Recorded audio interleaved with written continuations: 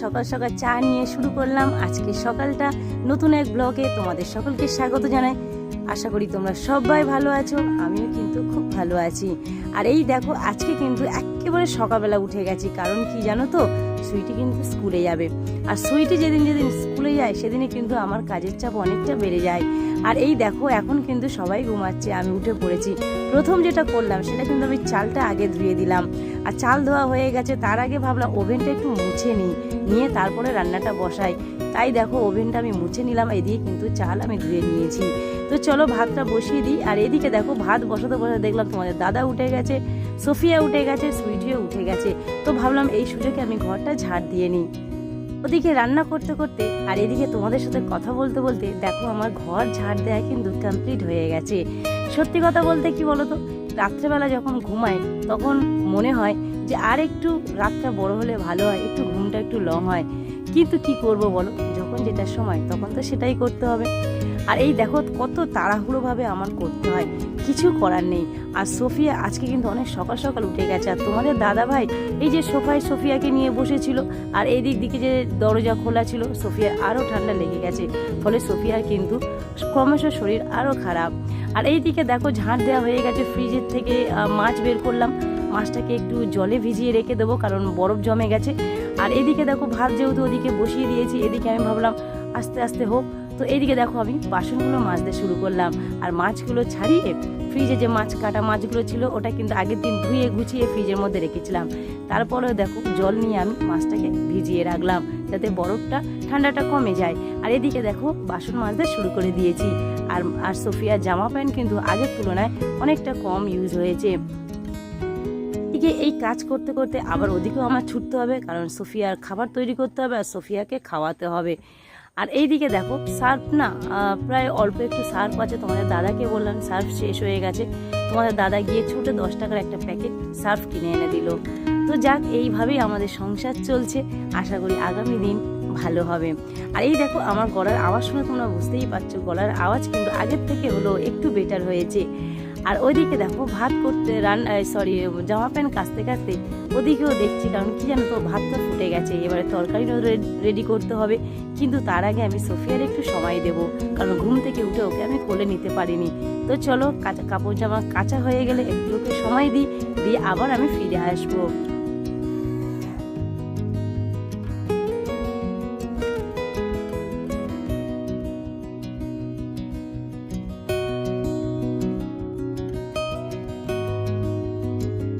চারিদিকে এত বৃষ্টি হচ্ছে মানে সেটা বলা যাবে না। এত জল জমেছে চারিদিকে, আর কি করে তা ভালো থাকা যায় বলো। একবার সোফিয়া পড়ে তো আমি পড়ি তো সুইটি, এই করে এখন তিনজনেরই অবস্থা খারাপ বললেই ভুল হবে।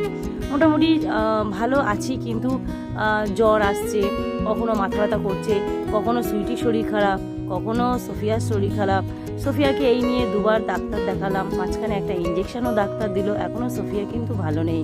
প্রচণ্ড ঠান্ডা লেগেছে, এত কাশছে। আমার মনে হয় কি জানো তো, কারণ আমার বিশাল ঠান্ডা লেগে গেছে, যার জন্য সোফিয়ার ঠান্ডা লাগাটা একটু দেরি হচ্ছে সারতে। তো চলো দেখো তোমাদের সাথে কথা বলতে বলতে আমি কাপড় জামাগুলো কেচে নিলাম। আমার একটা প্রবলেম আছে, এই যে পাম্প করি না, দাঁড়িয়ে কলেজে পাম্প করি, আমার লিভারের কাছে যন্ত্রণা করে। কেন জানো তো, 2014 সালে আমি গল ব্লাডার অপারেশন হয়েছিলাম। আর তারপর থেকে ভারী কোনো কাজ করলেই আমার যন্ত্রণা করে। এর আগে এই অসুস্থতার জন্য আমি কিন্তু 3বার ভেলোরে গিয়েছিলাম চেক আপ করতে, মানে কি হয়েছে সে প্রবলেমটা জানতে। যাক, কোনো রকম প্রবলেম আমার ধরা পড়েনি। তো চলো তোমাদের সঙ্গে কথা বলতে বলতে আমার বাসন মাজা কাপড় জামা কাচা হয়ে গেছে। আর এইদিকে দেখো মশারি তো তোলা হয়নি ঘরে, আর ওইদিকে তো বাকি কাজ যা করার হয়ে গেছে। তো চলো বিছানাটা গুছিয়ে নিই, তারপরে সোফিয়াকে নেব। সোফিয়াকে এখনও নিইনি, তোমাদের দাদাকে বললাম একটু নাও, কিছুটা কাজ সেরে নিই, কারণ এখন কিন্তু বাজে সকাল 6টা। আর এত সকাল সকাল সোফিয়া উঠে গেছে। সোফিয়ার একটা প্রবলেম আছে, কি বলো তো, যদি আমি উঠে যাই ঘুম থেকে, সোফিয়াও উঠে যায়, এটা হচ্ছে বড় প্রবলেম। আর সোফিয়া উঠে গেলে তো কাউকে না কাউকে ওকে ধরে নিয়ে বসে থাকতে হবে, আর তা না হলে আমাকে নিয়ে বসে থাকতে হবে। বলো তো এমন করলে কি সমস্ত কাজ করা সম্ভব নয়। আর এই দেখো তোমাদের সঙ্গে কথা বলতে বলতে আমার বিছানা গোছানো হয়ে গেছে, আর কিছু কাপড় জামা পড়েছিল সেগুলো বাইরে রেখে দিলাম। আর এই যে সোফিয়ার ওষুধের জায়গাটা গুছিয়ে নিলাম, সুইটি বই খাতাও সেই একই হাতে একসঙ্গে গুছিয়ে নিলাম। তো দেখো একটা মেয়ের জীবন কতটা কষ্ট, তাই না? শরীর খারাপ হলেও বিছানায় শোয়া যাবে না, এবং কোনো কষ্ট হলেও কাউকে শেয়ার করা যাবে না। এটাই আমাদের কপাল, জানো তো। কিন্তু কি করব বলো? এই দেখো তোমাদের সঙ্গে কথা বলতে বলতে বিছানা গোছানো হয়ে গেল, অনেক কাজ সারা হয়ে গেল। এবারে ঘরটা আমি ভালো করে ঝাঁট দেবো। ওই যে খাটের নিচে তোমরা দেখতে পাচ্ছ, খাটের নিচেটা একটু ভালো করে ঝাঁট দিয়ে দিলাম।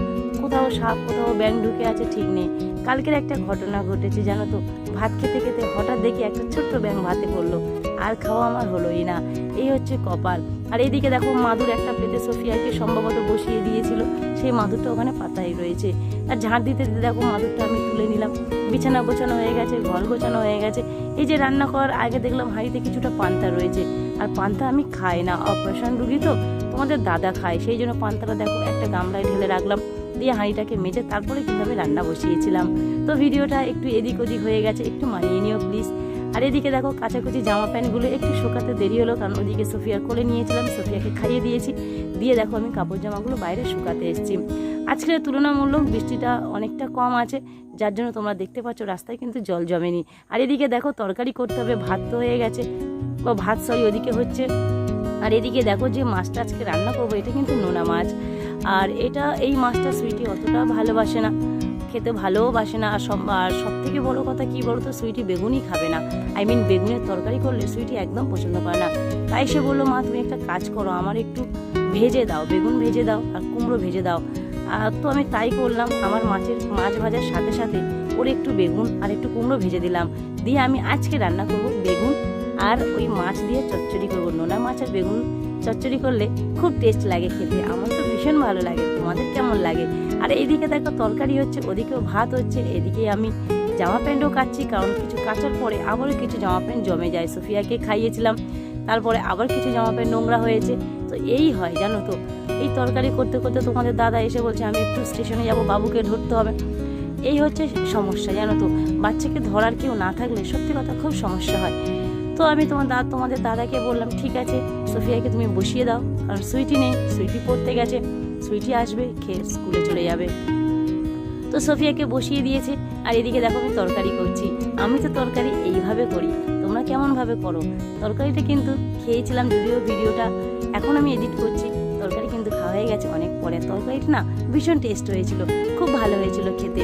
আর এই দিকে দেখো তোমাদের দাদা তো চলেই গেছে, আর সোফিয়া কাঁদতে শুরু করে দিয়েছে। আবার আমি গেলাম, ওকে একটু কোলে নিলাম, নিয়ে আবার আমি চলে এলাম। আর ওই দিকে দেখো কিছু জামা প্যান্ট নোংরা হয়েছে, কিছু বাসন পড়েছে, সেগুলো আমি কাচতে শুরু করে দিলাম। যখনই আমি কাচ্ছি তখনই দেখলাম সুইটি চলে এসছে। আমি ভাবলাম যাক, সুইটি এবার সোফিয়াকে একটু দেখলে বাকি কাজটা আমি সেরে নেব। অ্যাকচুয়ালি সোফিয়াকে সোফায় বসিয়ে দেওয়ার পরে না, সোফিয়া দুবার সোফা থেকে পড়ে গেছে, আর মাথায় প্রচুর লেগেওছে। তাই ওকে আর সোফায় আমি বসিয়ে রাখি না, মাদুরে বসিয়ে রাখি।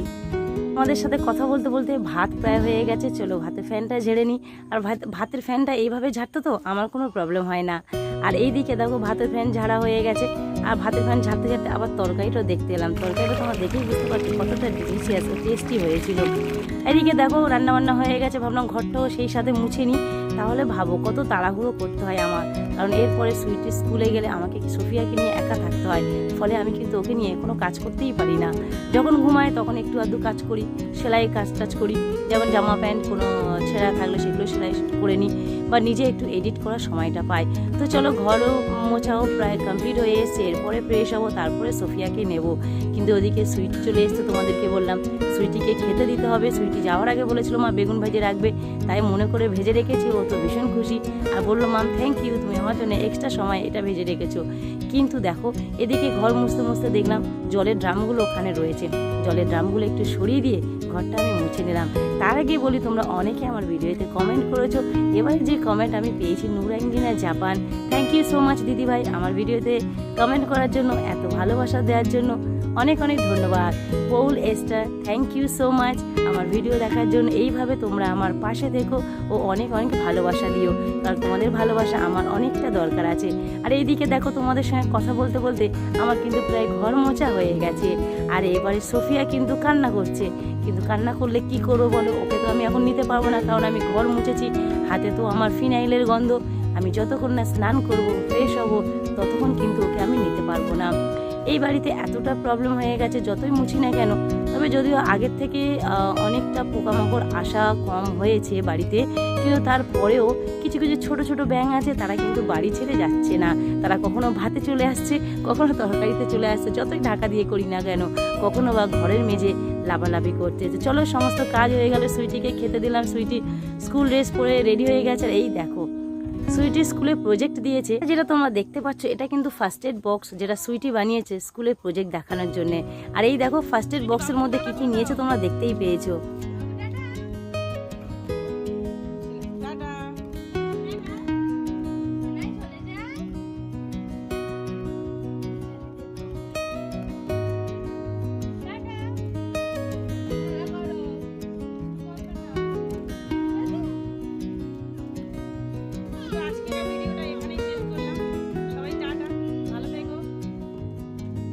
এটা ভালো লাগলে সবার কাছে অনুরোধ, একটা লাইক করে দিও।